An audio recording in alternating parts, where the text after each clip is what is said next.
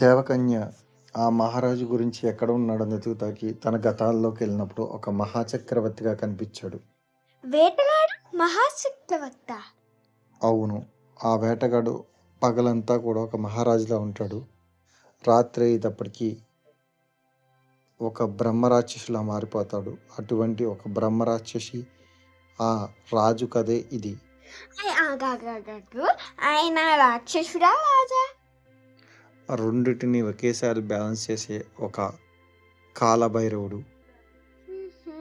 మరి ఏంటి ఇక్కడ ఒక అమ్మ వాళ్ళ ఉంది మా ఒక ఫోటోలో?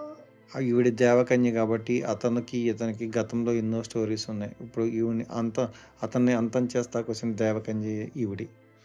అవునా అమ్మ? ఋషికి సంబంధం లేదా? ఋషికి కూడా సంబంధం ఉంది. ఆ ఒక్క చక్రవర్తి ఎలా తయారవుతాకు కారణం ఈ ఋషి అంతకు ముందు ఒక జన్మలో ఆయన గురువు ఇతను. అంటే గురువు. ఓకే. అవును, ఒక మహారాజ్యంలో ఈ యొక్క దేవకన్య ఒక మహారాణిగా ఉన్నప్పుడు ఆ మహారాణిని పూర్తిగా తన రాజ్యాన్ని ఈ చక్రవర్తి తీసేసుకుని అప్పుడు ఆ దేవకన్యని బయటికి పంపించేశాడు. ఆగాగాగు. ఇంతకీ ఋషికి దేవకన్యకి ఏదైనా సంబంధం ఉందా? ఋషి దేవకన్య పూర్తిగా ఒక గత జన్మల్లో తండ్రి కూతురులు. అందుకనే ఇప్పుడు అడిగిందా తను? ఇప్పుడు విషయం ఏంటంటే ఆ చక్రవర్తిలోకి ఒక రాక్షసుడు ప్రవేశించాడు. ఆ రాక్షసుని అంతం చేస్తాకి రాక్షసుడు వేటగాడుగా. ఆ వేటగాడు రూపంలో ఇప్పుడు ఉన్నాడు. కానీ ఆ రాక్షసుని అంతం చేస్తాకి ఈ దేవకన్య మళ్ళీ జన్మ తీసుకుని వచ్చింది. అవునా?